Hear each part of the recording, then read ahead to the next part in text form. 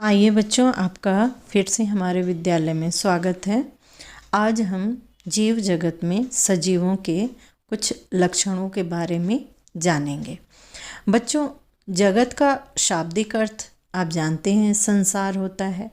और आप संसार में विभिन्न प्रकार के पशु पक्षी, पेड़ पौधे, पत्थर, पहाड़, नदियाँ, नाले, खेत, खलिहान, ये सब देखते ही हैं। इनमें से कुछ में जीवन है तो कुछ में नहीं भी है। जैसे पशु पक्षियों में जीवन है तो पहाड़ और पत्थरों में नहीं है।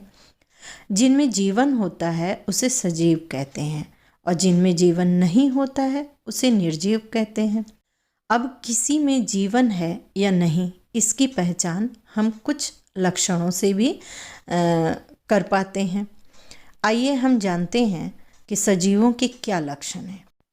हम यदि अपना ही उदाहरण लें तो हम देखेंगे कि हम बिना भोजन के नहीं रह सकते, अर्थात हम में पोषण होता है। सांस लिए बिना भी नहीं रह सकते, अर्थात श्वसन भी होता है। शरीर से गंदी चीज़ों को बाहर निकालते हैं, अर्थात उत्सर्जन करते हैं। किसी चीज़ को देखकर हम डर जाते हैं, खुश होते हैं, ये सभी संवेदनशीलता है। आइए हम इन सारी क्रियाओं को देखते हैं कि क्या और भी जीवों में ऐसा होता है। और ये सारी क्रियाएं जैविक क्रियाएं कहलाती हैं और ये सभी जीवों में होती हैं। आइए हम इनको विस्तार से जानते हैं। सबसे पहले हमने देखा था पोषण। पोषण क्यों जरूरी है बच्चों? तो शरीर को सुचारू रूप से संचालित करने के लिए हमें ऊर्जा की आवश्यकता होती है और यह ऊर्जा भोजन से प्राप्त होती है। हरे पौधे अपने भोजन का निर्माण स्वयं करते हैं, इसलिए ये स्वपोषी कहलाते हैं। पौधे वायुमंडल से कार्बन डाइऑक्साइड तथा मिट्टी से जल प्राप्त करके सूर्य के प्रकाश की उपस्थिति में अपने भोजन का निर्माण स्वयं करते हैं। बने हुए इस भोजन को पौधे कहाँ रखते हैं आपको पता है? वो अपने फूलों में, फल में, बीज में, जड़ में, तना में और पत्तियों में संग्रहित करते रहते हैं।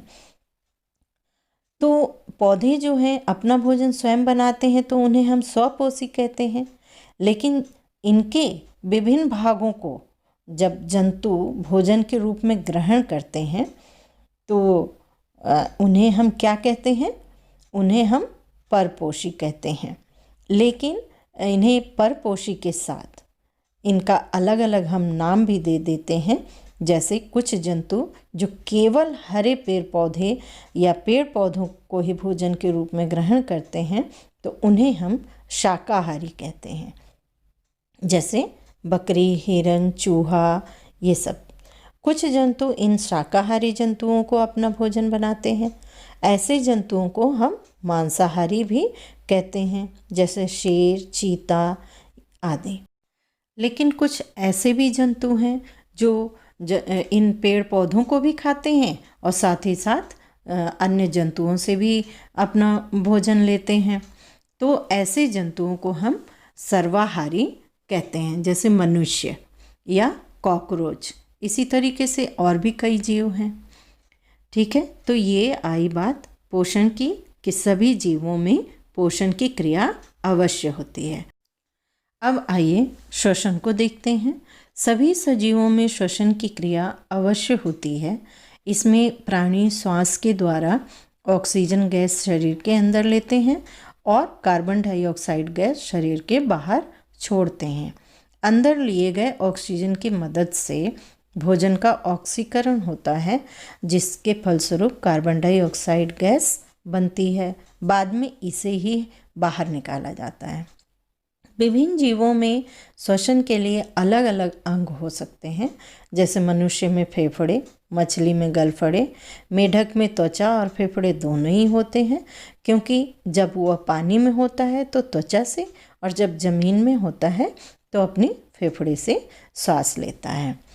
ठीक है, पत्तियों के पिछले हिस्से में आपने रंध्र देखा होगा। इसके द्वारा पौधों में श्वसन की क्रिया होती है। कीटों में भी सूक्ष्म रंध्र होते हैं, जिसके द्वारा उनके शरीर में भी श्वसन की क्रिया होती है। अब सजीवों की लिए एक और क्रिया है जो इनके प्रमुख लक्षणों में से है उत्सर्जन। जैविक क्रियाओं में जैसे पोषण और श्वसन के बाद कुछ अपशिष्ट पदार्थ भी बनते हैं जिन्हें शरीर से बाहर निकालना बहुत ही आवश्यक होता है, जैसे पसीना के रूप में, मलमूत्र के रूप में जीवों में होता है, तो पौधों में ये गोंद के रूप में निकाला जाता है। अपशिष्ट पदार्थों को शरीर से बाहर निकालने की क्रिया उत्सर्जन की क्रिया कहलाती है और यह भी सजीवों का बहुत ही महत्वपूर्ण लक्षण है। अब आइए संवेदनशीलता के बारे में जानते हैं। बच्चों, आपने देखा होगा अचानक पटाखे की आवाज़ हो तो उस समय पेड़ पर जितने भी पक्षी बैठे होते हैं वो उड़ जाते हैं। हाथ आपका अगर जल जाए तो तुरंत आप हाथों को खींच लेते हैं।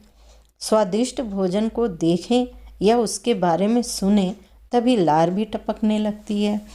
आँखों के सामने हाथ लाते ही आंखें बंद हो जाती हैं। तो ये सारे काम संवेदनशीलता के हैं, अर्थात सभी जीव संवेदनशील होते हैं। आप कहेंगे पेड़ पौधे में भी ऐसा होता है क्या? तो हाँ, होता है। आप लाजवंती के पौधे को छुएं तो देखेंगे कि उनकी पत्तियां सिकुड़ कर सिमट जाती हैं। रात की रानी के पौधे से रात के समय खुशबू निकलती है। सूरजमुखी के फूल को ही देखिए, सूरज की दिशा के अनुसार ही तो वो घूमते हैं और इसी कारण उनका नाम सूरजमुखी पड़ा। तो इस तरीके से आपने देखा कि पेड़ पौधे हों या जंतु, सभी में संवेदनशीलता पाई जाती है। लेकिन जंतुओं में संवेदनशीलता मुख्य 5 अंगों द्वारा होती है। इन्हें हम इन अंगों को संवेदी अंग भी कहते हैं। जानते हैं आप कौन कौन से अंग हैं? जी, आँख, कान, नाक, जीभ और त्वचा। आँख के द्वारा दृश्य के प्रति संवेदनशीलता होती है, नाक महक के प्रति, जीभ स्वाद के प्रति और कान आवाज़ के प्रति, त्वचा ताप अर्थात ठंडे और गर्म के प्रति संवेदनशील होते हैं।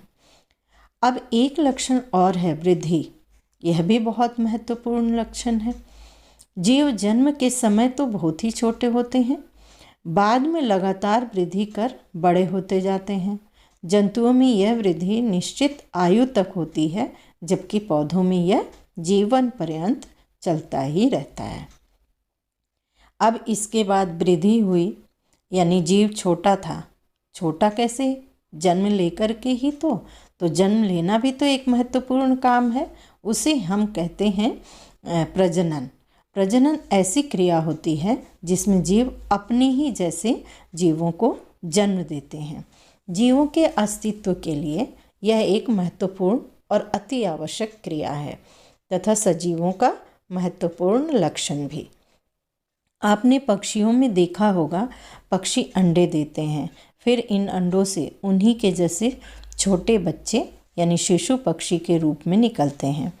मनुष्य या अन्य जंतुओं के शिशु भी उन्हीं की तरह जन्म लेते हैं। पौधों के बीजों से उन्हीं पौधों की तरह नए पौधे जन्म लेते हैं। जीवों में अपने ही जैसे जीवों को जन्म देने की क्रिया प्रजनन कहलाती है। अंडे देने वाले जंतु अंडयुज और बच्चे को जन्म देने वाले जरायुज कहलाते हैं।